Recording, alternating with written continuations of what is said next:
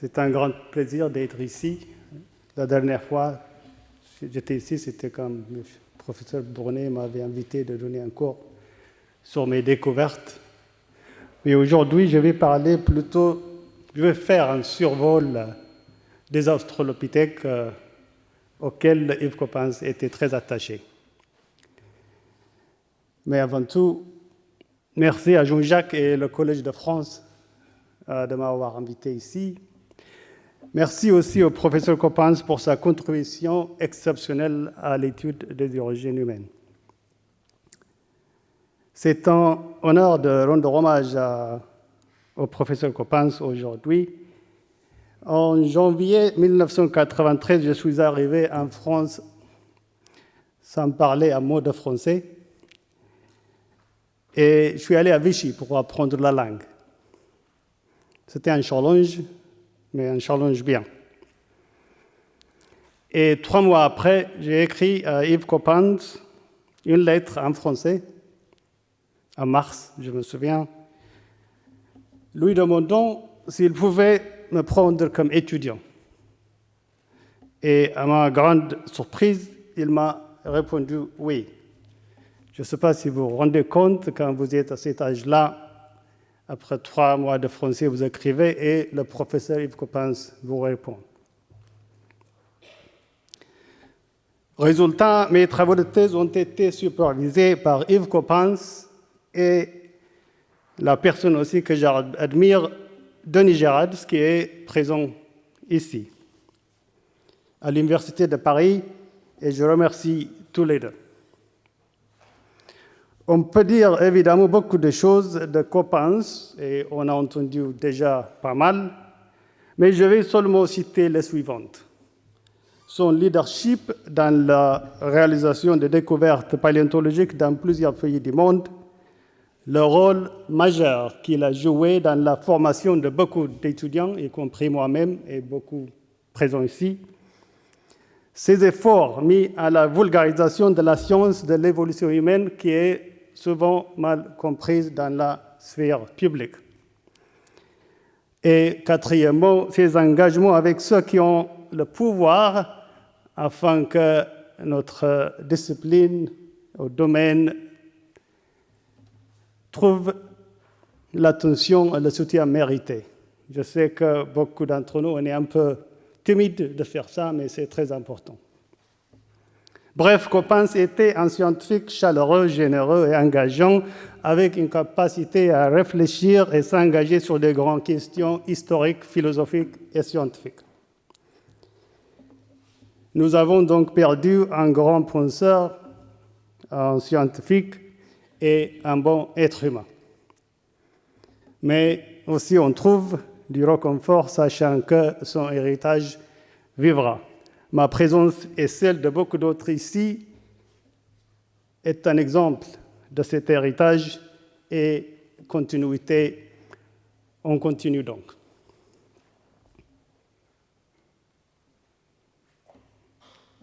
Vous m'excusez, je vais continuer en anglais pour gagner un peu quelques minutes. We've heard a lot yesterday about Australopithecus. I will assume that you have enough detail, and I will present what I think is the current status of the genus Australopithecus, which was named almost 100 years ago. And really my goal is to give you a big picture of the genus. Needless to say that this can only be a bird's eye view of a very, very vast topic. Moreover, most of what I will say can be found in this review paper that was published just last month, May 4, in Nature. So please look it up if you have time.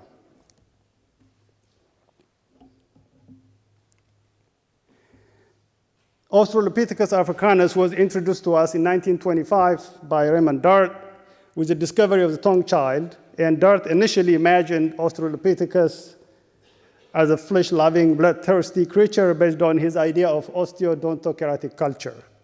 He imagined Australopithecus as a big hunter, but at least a fierce scavenger. The depiction by Dart, however, was to change thanks to the work of Bob Brain, who demonstrated that Australopithecus was the hunted and not the hunter, not even a big scavenger for that matter, demonstrating that the hominins were brought into the caves by predators or scavengers. Fast forward, in the 1960s and 70s, Australopithecus moves east to the Eastern Africa with the work of the Leakeys and their discoveries in Tanzania, Laetoli, of hominin remains, including the holotype of Australopithecus afarensis and the famous footprints dated back to 3.7 million years ago. At the same time, research in the Omo and Afar amassed hundreds of thousands of human and non-human fossils. The discovery of Hadar and Lucy and the naming of Australopithecus afarensis had unprecedented impact, not just only on the understanding of the genus itself, but on our endeavor of the study of human origins broadly. Working with his colleagues, including Clark Howell, Johansson, Tayeb, White, and many others, Coppens played a key role in his endeavor to improve our knowledge of Australopithecus and more. Today, we know that Australopithecus was a Pan-African genus that occupied Central, Eastern, Southern Africa. Its evolutionary history is very different from what Darth imagined 100 years ago, and actually even from what we thought of in the 80s and 70s. We have a completely different picture today.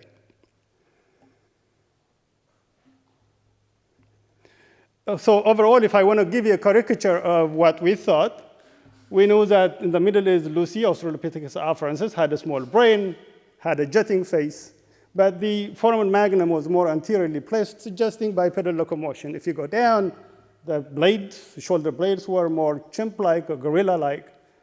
And when you go to the arms, they are more ape-like, curved fingers, long. If you go to the pelvis, however, it's human-like, as were the legs and the feet. So this is a quick depiction of what we thought of in the 60s and 70s.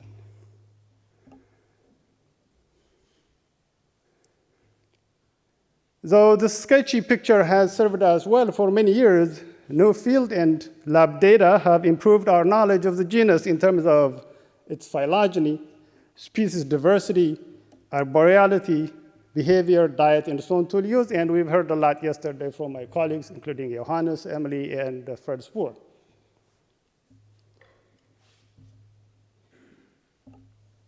Today, we know that Australopithecus, at least in my opinion, ranged in age from 4.2 to 2 million years ago,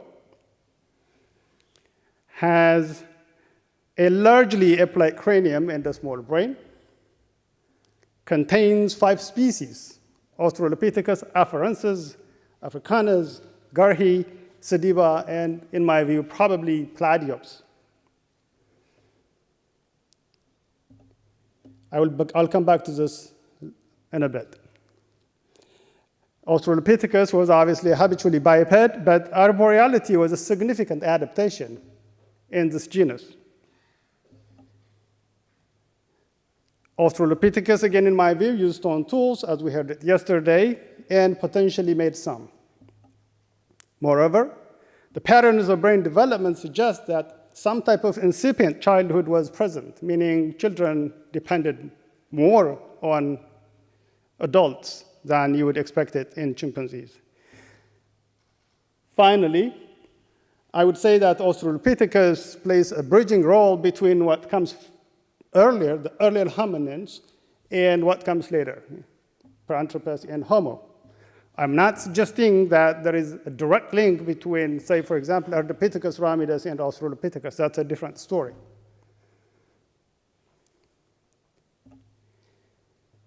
So based on current evidence, the direct ancestor of Australopithecus, in my view, remains very difficult to pin down. And yet, I would say that the long-lived and widely distributed afarensis seems to have given rise to multiple taxa across Africa. As such, there are 5 species, as I said earlier: Australopithecus afarensis, africanus, Pladiops, garhi, and sediba. The Burtale foot, which was nicely presented by my friend Johannes, is, I think, the strongest evidence for diversity around 3.5 million years ago, and could add one more species, while also suggesting locomotor diversity in the genus. Yet currently, the foot is morphologically closest to Ardipithecus ramidus. And I know Johannes is working hard and thinking about this topic very carefully, and I await what he would say. Johannes, one option could be mix it with Deiramida specimens and name a new species, no genus. So next, please bear with me as I explain this a little more. What currently is assigned to Deiramida, in my view, could be included in afarensis. The two mandibular features currently used to diagnose Deiramida relate to the lateral corpus hollow and the position of the origin of the ascending ramus, that, in my view, are expressed variably in afarensis, but not to the extent that are seen in Deiramida. And therefore, what they do is they push the known variation of afarensis a bit more, and the mandibular dimensions fall, in my view, just at the higher end for the range for afarensis. In fact, in a quantitative study, Fred Spoor concluded that Platyops differs more from afarensis than Deiramida, noting that Platyops possesses a more anteriorly positioned zygomatic process with a transversely flat and more orthognathic subnasal clivus, whereas Deiramida has more inferiorly positioned zygomatic process and a slightly retracted dental arcade, but without the shortening of the anterior portion of the maxilla, and I agree with Fred. As such, only the position of the zygomatic process in the Deiramida maxilla is what seems to me to differ from afarensis, whereas Platyops differ more, including in having a small external acoustic meatus and the absence of an occipital marginal venous sinus system, but especially its flat and orthognathic face, making it separate from Australopithecus afarensis. These observations show that the face of afarensis was highly variable, and you can see it here. If you go from something like the Deiramida specimen and 200 that are more prognatic, all the way to the more vertical specimens like 1470, the variation is already high. Moreover, I think the name anamensis represents a junior subjective synonym of afarensis. The Aliabe sample, which is attributed currently to anamensis, shares features with afarensis at Hadar, whereas the order Laetoli afarensis sample shares many features with anamensis at Kanapoi. And this is really observation already made in 2006 by Kimball et al. In their beautiful paper. And that would suggest that the combined hypodime constitutes a single evolutionary species. It is difficult to draw the line between anamensis and afarensis. Again, this was appreciated by my colleague Bill Kimball and his colleagues in 2006. Even one of the most diagnostic features, that is the orientation of the anterior symphysis region, goes from Kanapoi, which is posteriorly highly inclined, to the more vertical 417. And you find the anamensis-like orientation in Laetoli and some of the Hadar specimens.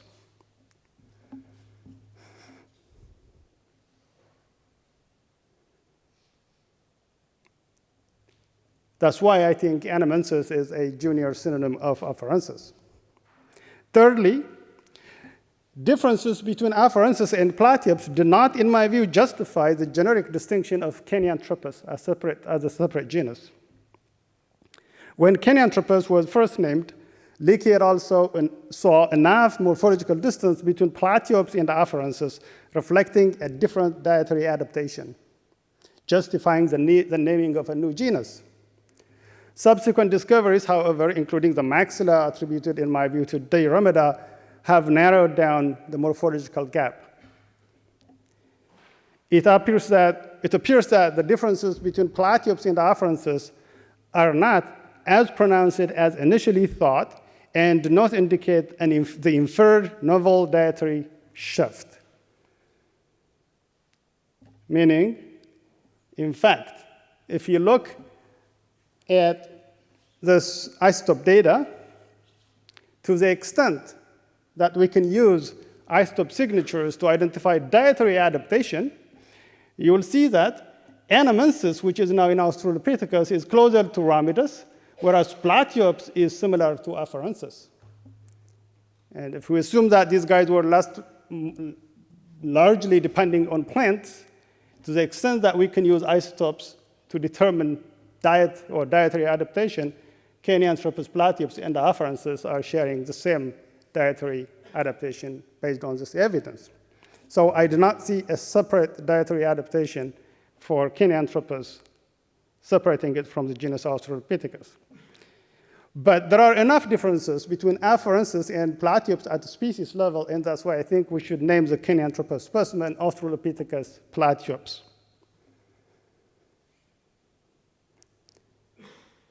Given that those points that could potentially be controversial, but interesting in my view, let me move on and tell you about something else in terms of what other adaptations Australopithecus had.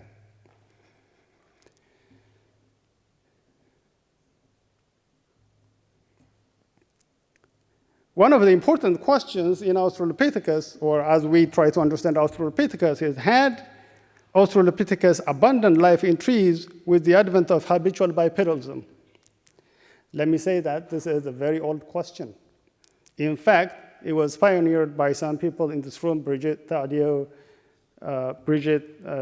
Christine, and a number of people from Stony Brook, Sussman, Stern, Jungers.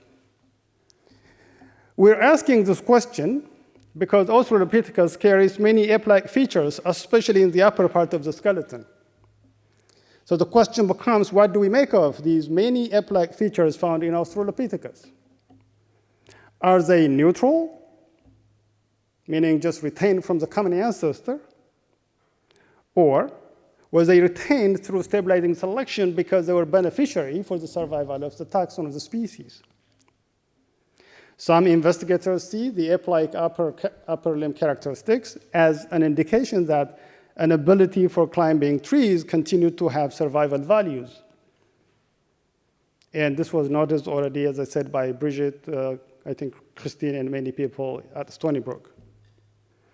Others suggest these features were simply retentions from an ancestral condition. That is the predicament we had to face when we discovered the Dickey-Cuff scapula, which is very gorilla-like in its morphology. Was it retained from an ancestral condition, or did it have a survival value or functional meaning?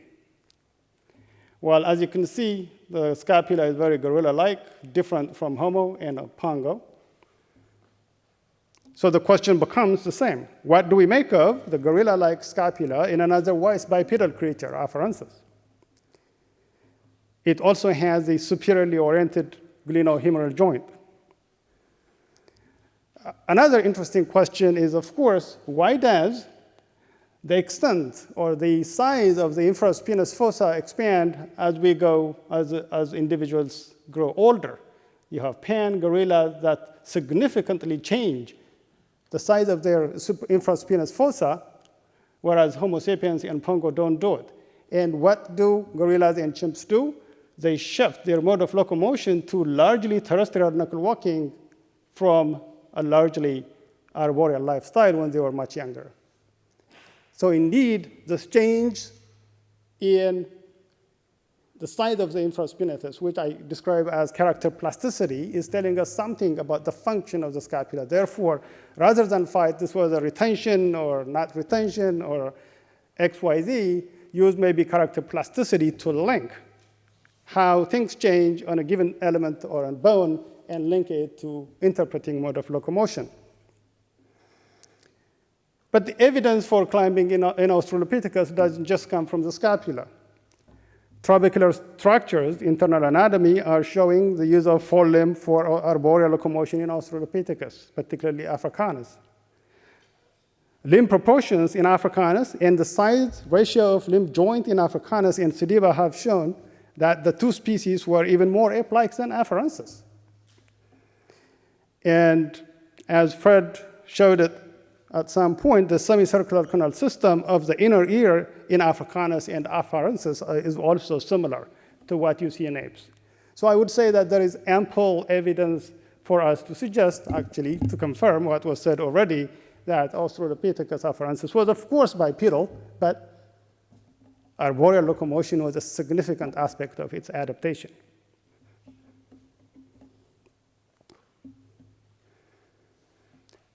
Another question that pertains to behavior is, was there some type of childhood in Australopithecus? You know, by the age of 3, over 90% of the adult brain is formed in chimpanzees, and in humans, under 50% is formed by age 3. How about in Australopithecus? The use of novel imaging and visualization techniques are revolutionizing our ability to address these complex behavioral issues. Using such methods, we explore brain development patterns in afarensis. And in figure A, in short, what you have here this is age 0 to 4, etc., as they develop. And this is endocranial volume. And you see that these are chimpanzees, these are humans. And Australopithecus, whether you're juvenile or adult, you have a small brain. Not a surprise, really. But what is interesting is, when you do what we call the relative endocranial volume as a percentage of the adult value, you have chimpanzees that grow their brain fast, humans slow, and afarensis seems to behave like humans in some ways, meaning there was a slowed down development or growth of the brain. And if your brain is not growing fast, then clearly someone would have to take care of you. That's why we're invoking the presence of some type of incipient childhood in these early hominins.